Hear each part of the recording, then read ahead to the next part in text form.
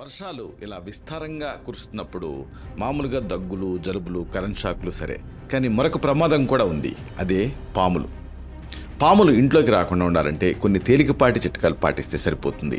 మరి ఈ చిన్నపాటి జాగ్రత్తలతోటి పెద్ద ప్రమాదం నుంచి బయటపడొచ్చా? వెల్లుల్లి ఘాటైన వాసన పాముల్ని దూరంగా ఉంచుతుంది. అయితే కేవలం వాసనతోటి పాములు వెళ్ళిపోతాయా, లేకపోతే ఇంకేదైనా కారణం ఉందా?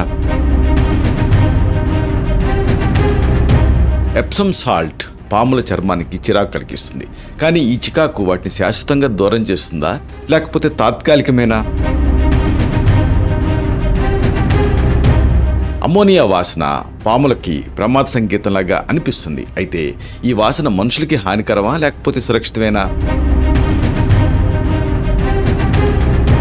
తులసి, వేప ఇలాంటి మొక్కలు పాముల్ని ఇంట్లోకి రాకుండా చేస్తాయి. మరి నిజంగా ఈ మొక్కలు పెంచడం వల్ల పాములు రావటం ఆగిపోతుందా?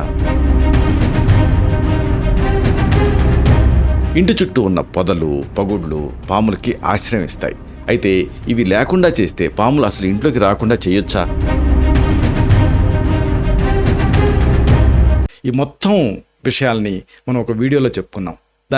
ఆ లింక్ని కింద ఇస్తున్నాను.